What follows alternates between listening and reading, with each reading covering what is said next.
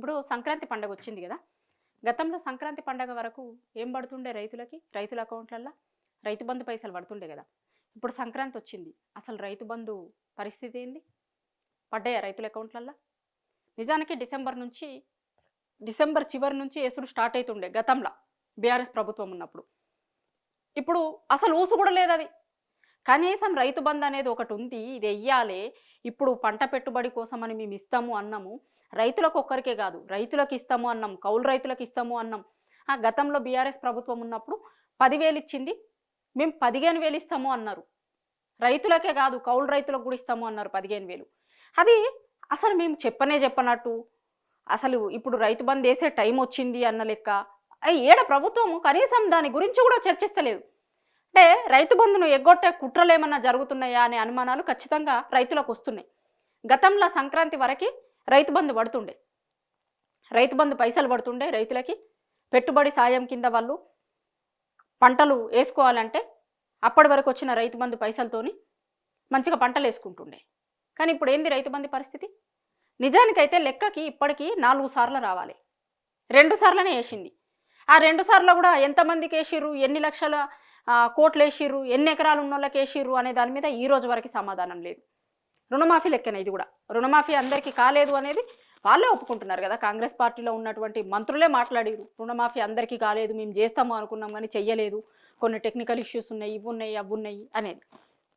తర్వాత రైతు బంధు మీద కూడా మాట్లాడారు. ఇప్పుడు రైతు కూలీలకు ఇస్తాము అనుకున్నాం మేము, కానీ అది ఎట్లా చెయ్యాలి, ఏం చెయ్యాలి అనేది అర్థమైతలేదు, మీరే చెప్పుర్రి అని గతంలో తుమ్మల నాగేశ్వరరావు గారు అన్నారు.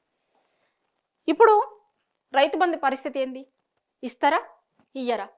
రైతు బంధు ఒకటి ఉంది, మేము వేస్తాము అని చెప్పినాము, ప్రజలకు ఇచ్చినటువంటి హామీలల్లో అదొకటి ఉంది, మేము ఇచ్చినటువంటి గ్యారంటీలల్లో అదొకటి ఉంది. మరి టైం అయింది, ఇయ్యాలే. మరి ఆ వైపుకి ఏమన్నా ప్రయత్నాలు జరుగుతున్నాయా అంటే సున్నా. అసలు ఎక్కడ ప్రయత్నాలు జరుగుతున్నట్టు కనిపిస్తలేదు. రావాలి ఇప్పటివరకు, కానీ ఏడలేదు. ఎగ్గొట్టేటట్టే కనిపిస్తున్నారు అని ఆల్రెడీ ఊర్లలో రైతులు మాట్లాడుకున్నప్పుడు స్టార్ట్ అయిపోయింది. ఎందుకంటే సర్పంచ్ ఎన్నికలు అప్పుడు వేస్తారేమో అని అనుకున్నారు. సర్పంచ్ ఎన్నికల కంటే ముందు రైతు బంధు వేసి సర్పంచ్ ఎన్నికలకు పోతారు అనుకున్నారు, అప్పుడు వేయలే. ఇప్పుడు మున్సిపల్ ఎన్నికలు ఉన్నాయి, అది కనిపిస్తలేదు. మళ్ళీ ఎంపీటీసీ జెడ్పీటీసీ ఎన్నికలు పెడతారు అంటున్నారు కదా దీని తర్వాత, మరి అది కూడా కనిపిస్తలేదు.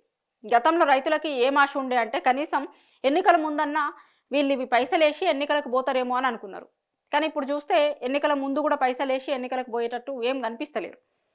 అసలు దాని మాటనే మాట్లాడతలేదు ప్రభుత్వం వైపున ఉన్నోళ్ళు. ఇగో మేము ఈ రోజు నుంచి మొదలుపెట్టి ఇగో ఈ నెల వరకు వేస్తాం, ఇగో ఈ నెలల గిన్ని ఎకరాలకు వేస్తాం, ఫస్ట్ 1 ఎకరం ఉన్నోళ్ళకి వేస్తాం, తర్వాత 10 రోజులకి 3 ఎకరాలు రాకేస్తాం, తర్వాత 10 ఎకరాలు రాకేస్తాము, 5 ఎకరాలు రాకేస్తాము. ఇగో ఇప్పుడు మొదలుపెట్టి జనవరి 1 నుంచి మొదలుపెట్టి ఫిబ్రవరి ఎండింగ్ వరకనా, లేకపోతే జనవరి 1 నుంచి మొదలుపెట్టి జనవరి 30 వరకు వేస్తామన్నా.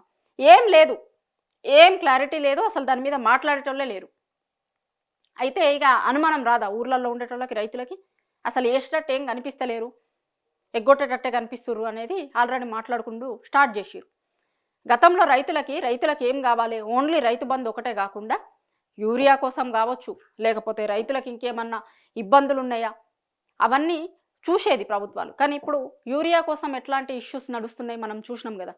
యూరియా కోసం యూరియా కేంద్రాల దగ్గర పడిగాపులు కాస్తున్నారు, యాప్లు అన్నారు, కార్డులు అన్నారు, ఇదన్నారు అదన్నారు, ఏమీ లేదు. మళ్ళీ పోయినసారి అయితే ఎట్లాంటిది ఉండేనో కనీసం ఈ సంవత్సరం అన్నా ఏమన్నా పోయిన సంవత్సరం దాంతో మేల్కొని ఎక్కడ ఏం సమస్యలు వచ్చినాయి, అది జరగకుండా ఏం చూడాలి అనే దాని మీద కూడా ఈ రోజు వరకు ఒక ఎక్సర్సైజ్ లేదు. మళ్ళీ సేమ్ అదే రుణమాఫీ పరిస్థితి రుణమాఫీగానే ఉంది. చాలా దగ్గరలో అసలు రుణమాఫీ కాలేదు, మాకు ఎవరికి ఇచ్చిర్రు, మాకు కాలేదు అని చాలా మంది రైతులు ఓపెన్గా మాట్లాడుతున్నారు. ఇక రైతు బంధు పరిస్థితి ఏంది అనేది మనం చూస్తూనే ఉన్నాం. రైతు బంధు పరిస్థితి ఏంది? రైతు కూలీలకి గతంలో ప్రభుత్వం ఉన్నప్పుడు రాళ్లకు రప్పలకు దానికి దీనికి వేసింది, మేము కమిటీ వేస్తామన్నారు దీని మీద. క్యాబినెట్ సబ్ కమిటీ వేసిరు, అట్లా సంవత్సరం వేస్ట్ చేసిరు. ఫస్ట్ సంవత్సరం ఏదో రీజన్ చెప్పి పెట్టిరు, దాని తర్వాత సబ్ కమిటీ అన్నారు. మరి ఆ సబ్ కమిటీ అన్న ఏం తేల్చింది, ఏమి ఇస్తాము, ఏం చేసినాము, దాని మీద లేదు. పోయినసారి వేసినాము అన్నారా? ఎంతమందికి వేసిర్రు, ఏం వేసిర్రు, ఎన్ని ఎకరాలకు వేసిర్రు అనేది ఇప్పటిదాకా లెక్కలేదు.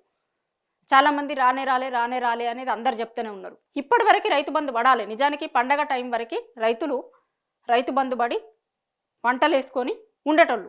కానీ ఇప్పుడు ఎప్పుడు పడుతుంది? ఇయ్యాల పడుతుందా? రేపు పడుతుందా అడిగితే సమాధానం చెప్పేటోళ్ళు లేరు. ప్రభుత్వం వైపు నుంచి ఇక మేము ఈ టైంల వరకు వేస్తాము అని చెప్పేటోళ్ళు లేరు, ఏం లేరు. అసలు ఎవరిని అడగాలో కూడా తెలియదు ఊర్లల్లో రైతులకి. ఎవరిని అడగాలి, ఏంది మీరు ఇస్తామన్నారు కదా అనేది. అందుకే కదా ఇప్పుడు చాలా సందర్భాలలో ఇప్పుడు మంత్రులు లేకపోతే లోకల్ ఎమ్మెల్యేలు ఊర్లలోకి పోతే ఎందుకు అడుగుతున్నారు? చాలా చోట్ల వాళ్ళని ఏంది మీరు చేస్తామన్నారు కదా, చేస్తామన్న ఎందుకు చేస్తలేరు, ఇంకెన్నడు చేస్తారు, 2 ఏళ్ళు అయిపోయింది కదా ఇంకెన్నడు చేస్తారు అనేది చాలా చోట్ల మనం చూస్తున్నాం కదా. నిన్నగాక మొన్న కూడా ఒక మంత్రి పర్యటనలో జరిగింది. అక్కడ ఉన్నటువంటి వాళ్ళందరూ కూడా మీరు ఇస్తామన్నారు కదా ఇంకెప్పుడు ఇస్తారు చేస్తారు అనేది మాట్లాడారు కదా ఆయనని. ఇగో దీనివల్లనే రైతు బంధు ఇప్పటికీ సంక్రాంతి వరకు రావాలి, కానీ రాలే. ఎప్పుడు వస్తుందో తెలియదు, ఎప్పుడు ఇస్తారో తెలియదు, అసలు ఇస్తారో లేదో కూడా తెలియదు. మరి నిజంగానే ఇవ్వకపోతే ప్రభుత్వం ఇయ్యదిగా, మేము ఇస్తామనుకున్నాం కానీ ఇయ్యము.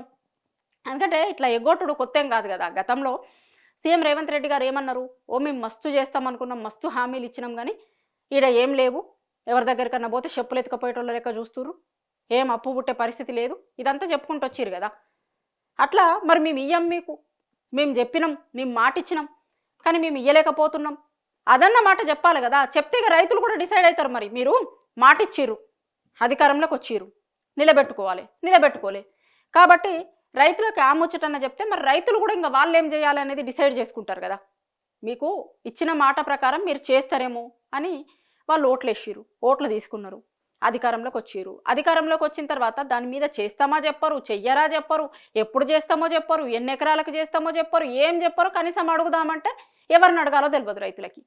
ఇట్లాంటి పరిస్థితులు ఇట్లుండేటివి ఉంటాయా ఎక్కడన్నా? కనీసం ప్రభుత్వాలు ప్రజలకు జవాబుదారితనంగా ఉండాలి కదా.